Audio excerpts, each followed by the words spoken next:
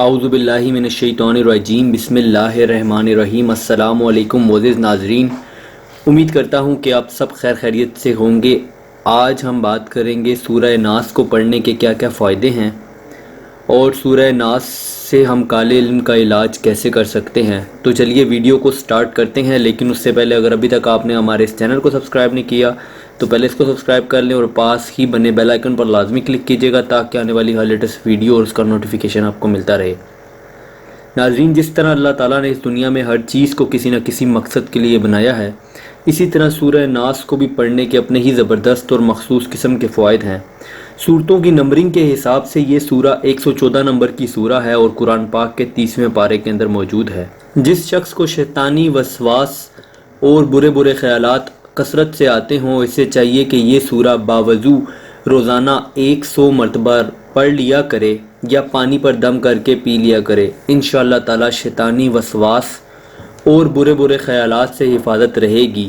یہ اکسیر اعظم ہے۔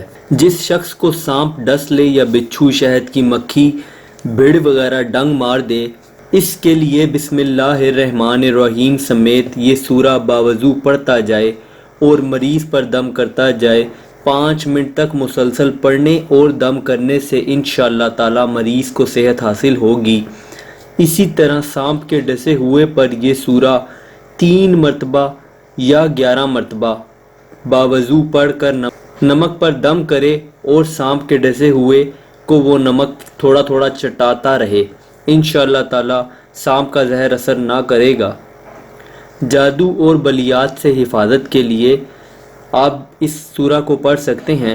جادو اور بلیات سے حفاظت کے لیے روزانہ باوضو 3 مرتبہ یہ سورہ پڑھ لیا کریں۔ انشاءاللہ تعالی جادو اور ہر قسم کی بلیات سے محفوظ رہیں گے۔ اگر کسی شخص پر سحر یا جادو کے اثرات پائے جاتے ہوں تو 5 مختلف نلکوں کا پانی اور اس میں دریا یا کسی ندی کا پانی ملا کر اس پر سورہ ناس کو 70 مرتبہ پڑھ کر پانی پر دم کریں اور اس مریض کو صبح نہار منہ یہ پانی پلائیں۔ اللہ تعالیٰ کے حکم سے شفا ہوگی۔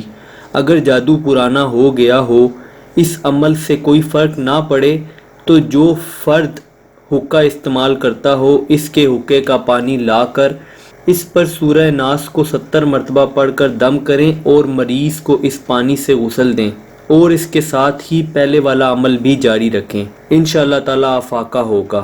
امید کرتا ہوں کہ آپ کو یہ ویڈیو پسند آئی ہوگی۔ اگر ویڈیو پسند آئی ہو تو کائنڈلی ویڈیو کو لائک کیجئے گا۔ اگر آپ کا کوئی بھی سوال ہو تو پلیز نیچے کمنٹ کریں اور چاہیں تو ہمارے اس چینل کو بھی سبسکرائب کر لیں۔